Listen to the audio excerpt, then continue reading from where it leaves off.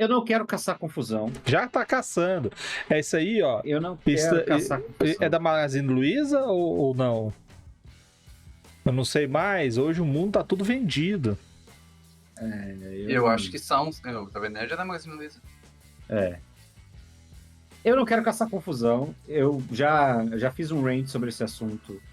E aí eu confesso que quando eu botei esse assunto, eu não lembro se eu fiz esse discurso inflamado aqui, em conversas fora, ou numa mesa de bar.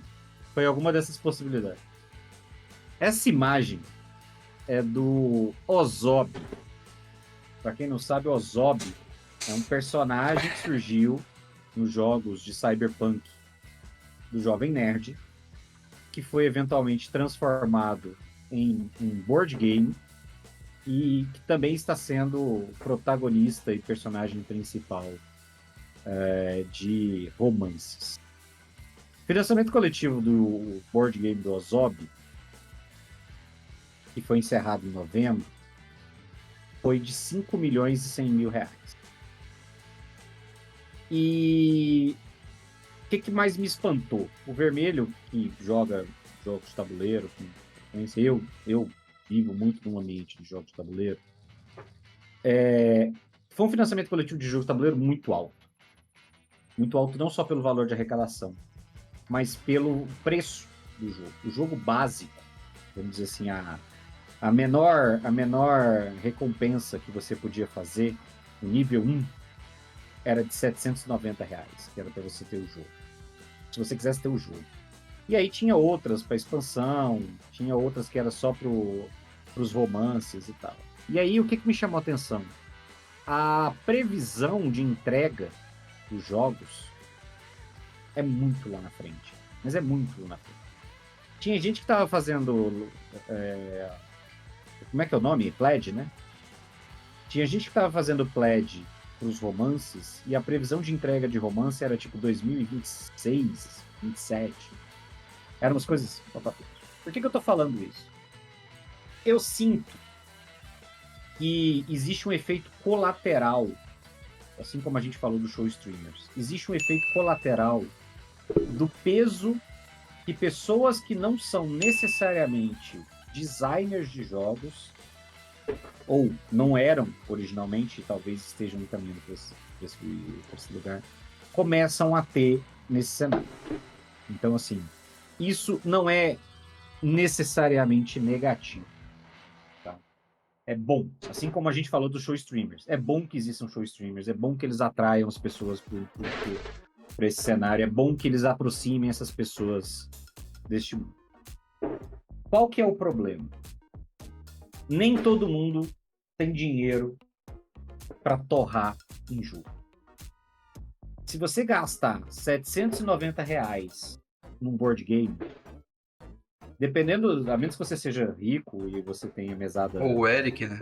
Ou o Eric, que você tem uma grande mesada do papai, ou um bom salário. O Eric não tem mesada do papai, não. É porque ou você irresponsavelmente designe uma parcela considerável do seu salário para isso.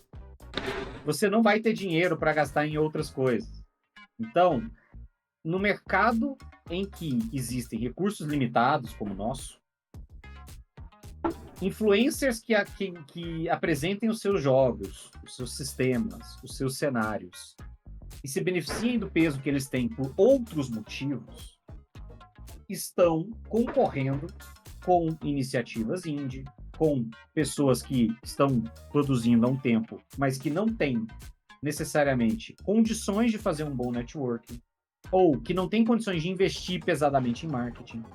Enfim, não é que vai anular, não é isso. É que eu acho que existe uma concorrência desleal nesse sentido.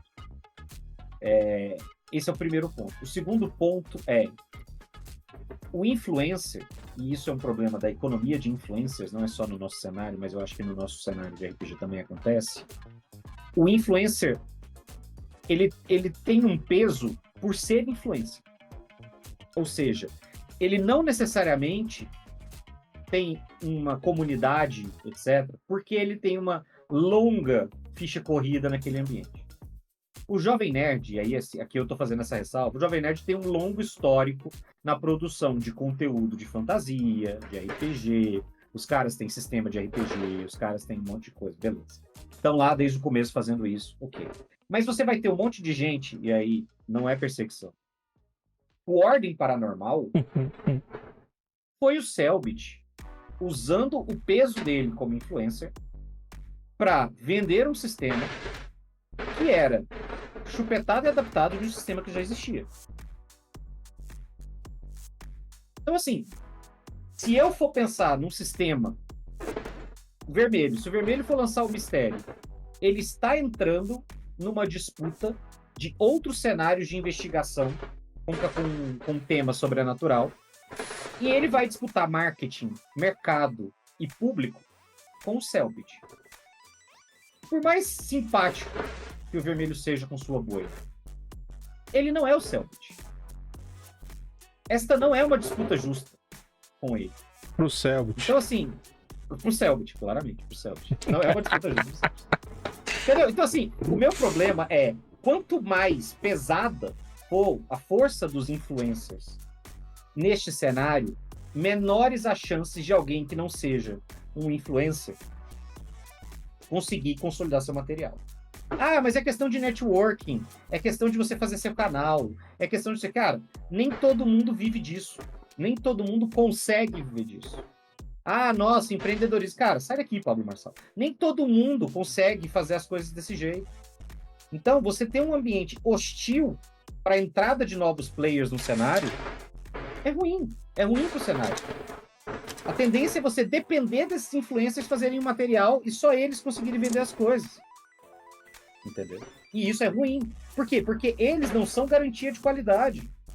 Existe uma diferença entre o Gruntar lançar um sistema de RPG e o Gruntar ser um influencer e o Gruntar ter um peso e uma comunidade derivada do LoL e derivada de uma outra vivência dele, mas ele ser um cara que tá no RPG há 1.200 anos para um cara que jogava RPG 5 anos atrás e um dia resolveu fazer um sistema e pronto, agora a minha comunidade do Minecraft vai comprar meus 10 milhões de exemplares. Então, assim, o meu medo é isso se intensificar, porque isso está acontecendo em outros braços da economia. As pessoas estão vendo, assim, tipo, tem gente que fala, cara, você fala assim, eu vou no meu médico, esse é o meu médico. A pessoa fala, ele tem Instagram? Você pode me passar um Instagram do seu médico? Por que você quer o Instagram do meu médico? Por que você precisa ver o que ele tá fazendo? Entendeu? Tipo assim, as pessoas estão abraçando uma grande ideia de que uma pessoa precisa ser influencer para vender o seu produto. E isso é muito nocivo. Porque você deixa de focar no produto e passa a focar exclusivamente na venda.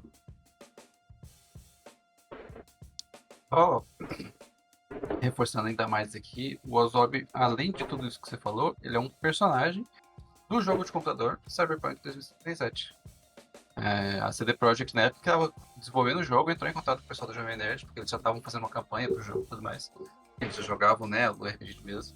E eles conseguiram, em troca de dinheiro, de marketing, em troca etc., de dinheiro, colocar o personagem do Dave Passos lá, esqueci o Azaghal, dentro do jogo. Então ele tem uma quest que você faz com o Ozob. Então, sim, é muito forte, é muito influente realmente dentro do mercado. Mas isso aí que você falou, até reforçando o ponto final da sua fala, infelizmente é a realidade para tudo no mundo, né? Hoje, para você conseguir um emprego, você precisa ser criador de conteúdo antes. Você precisa mostrar que você tem um portfólio, sei lá, você tem que mostrar todas as matérias que você já fez como jornalista para você poder ser contratado no jornal daqui. Porque não é o suficiente você ter 22 anos, 30 anos de Rede Globo para poder falar, tipo, não, eu sou um profissional qualificado. Então, assim, isso é uma realidade dos tempos de hoje. Mas é isso que você falou sobre os influencers estarem produzindo coisas que não necessariamente eles são capacitados. Acaba sendo uma faca de dois legumes, né? É ruim pelo que você falou, né? Não é garantia de qualidade. E às vezes outras pessoas que estão na labuta há muito mais tempo não vão conseguir. E eles estão fazendo um produto muito melhor. Mas eles não têm a mesma visibilidade porque eles já não tinham uma base de fãs consolidada antes. Mas a pessoa que comprou, e aí a gente volta naquele conversa que a gente teve ali alguns minutos atrás sobre conhecer coisas novas. A pessoa que comprou o jogo de tabuleiro do Ozob por R$800, às vezes era uma pessoa que não tinha a prática de comprar jogos de tabuleiro. E aí comprou, gostou. E eu falei, pô, mas eu descobri agora então que tem esse jogo aqui, Sons of Empire lá, como é que é? Empire of the Suns, aquele outro que demora 6 anos que você fica jogando lá. Empire of the Sun. Descobri que tem esse jogo aqui, vou comprar. Eu falei, nossa, descobri agora que a comunidade de jogos independentes de Brasília e tem uma galera que faz um produto legal lá, vou comprar também. Então, assim, é uma porta de entrada para as pessoas que às vezes nunca compraram um jogo de tabuleiro. E agora, por causa desse jogo do Ozob que eles compraram, eles passam a consumir. Ou não. E aí, como eu falei, é uma faca de dois legumes. Pode ser bom, pode ser ruim. Então terão aqueles que só vão comprar porque falam assim, nossa, eu tenho o jogo do Jovem Nerd, eu tenho o jogo do Ozob. Tipo, foda-se, cara, nunca nem abriu, cara. Só comprou para poder fazer parte da hype. Mas existem aqueles que vão, de fato, gostar do hobby e se aprofundar mais nele. Então, assim, pode ser bom, mas pode ser ruim. E aí, quando você fala do contexto geral, é mais ruim do que bom. Vou falar só duas coisas. A primeira, influencer não produz nada, tá? Eu já tive discussões com outros profissionais de diversas áreas e eles falam que o influencer produz entretenimento. Discordo. A não ser que ele fique sapateando com uma coreografia só dele, eu discordo. O influencer, ele simplesmente faz parte de um mecanismo de hormonal da internet, que ele fica te produzindo satisfação em ver coisas. Então, ele não produz nada.